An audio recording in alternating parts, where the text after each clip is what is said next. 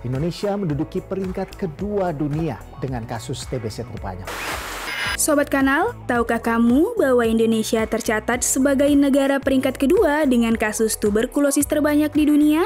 Situasi ini memang mengkhawatirkan, tetapi bukan berarti tidak ada yang bisa dilakukan. Oleh karena itu, episode Voice of Kanal kali ini akan membahas mengenai dasar-dasar penyakit tuberkulosis serta upaya pencegahannya melalui pendekatan kesehatan masyarakat.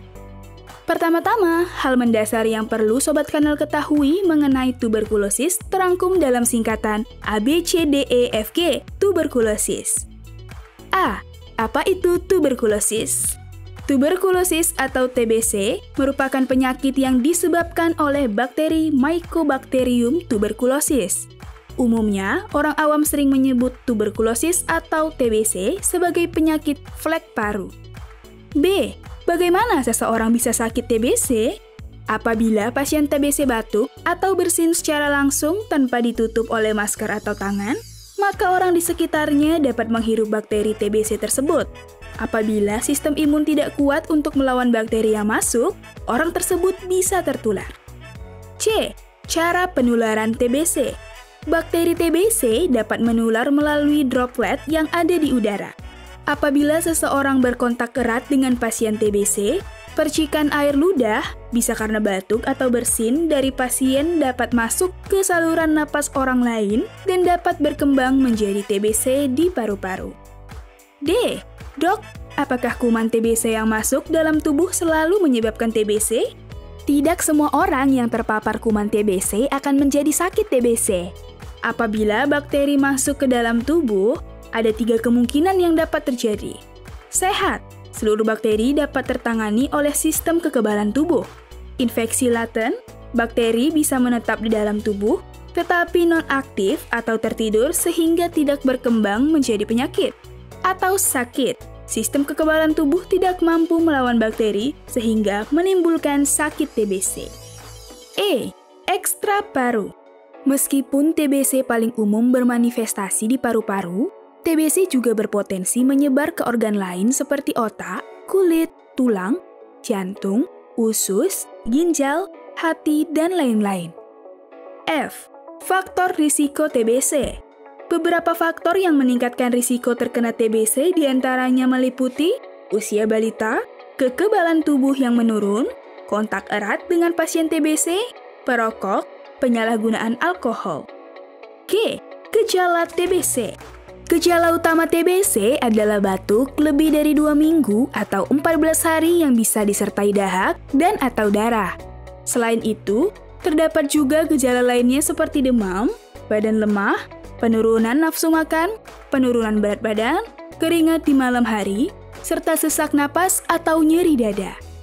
Setelah mengenali sampai gejala, Sobat Kanal perlu mengetahui lebih lanjut bagaimana metode pemeriksaan untuk diagnosis TBC serta cara pengobatan TBC.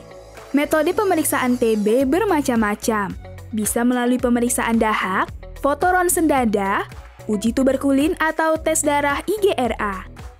Apakah TBC bisa disembuhkan? Ya, tentu saja bisa. Setelah diagnosis ditegakkan, pasien TBC harus minum obat secara teratur, disiplin, sampai tuntas, sesuai dengan anjuran dokter. Umumnya, pengobatan untuk TBC berlangsung selama 6 bulan, sedangkan TBC ekstra paru lebih dari 12 bulan. Proses eliminasi TBC tentunya tidak cukup jika hanya mengandalkan usaha individual. Berbagai upaya telah dilakukan oleh lintas sektor, salah satu contohnya adalah Zero TB Yogyakarta. Program ini merupakan kolaborasi dari FK KMK UGM, RSUP Dr. Sarjito, Pemprov DIY, Pemda Kulon Progo, Pemda Yogyakarta, dan The Burnet Institute Melbourne. Program Zero TB Yogyakarta memiliki tujuan untuk menyusun model penanggulangan TB secara komprehensif dengan melibatkan multisektor. Upaya ini dilakukan dengan mekanisme temukan obati cegah. Temukan meliputi penemuan kasus secara aktif melalui mobil ronsen, investigasi kontak orang sekitar pasien TBC, dan screening TBC pada anak di posyandu. Obati meliputi pemberian terapi yang adekvat, Zero TB juga memberikan dukungan dan konsultasi untuk dokter puskesmas dalam menentukan terapi TBC. Cegah meliputi terapi pencegahan TBC atau TPT jangka pendek dan memperluas target TPT ke seluruh kontak orang serumah pasien. Pendukung lainnya meliputi pelatihan kader muda, gender empowerment, social media campaign, dan pembuatan database. Seluruh upaya kesehatan masyarakat ini memiliki tujuan akhir mencapai visi dunia bebas dari TB, Zero TB Deaths, Zero TB Disease, Zero TB Suffering. Percepatan eliminasi TB perlu terus diupayakan secara komprehensif, inovatif, masif, dan berkelanjutan dengan melibatkan kerjasama lintas sektor dan peran serta masyarakat.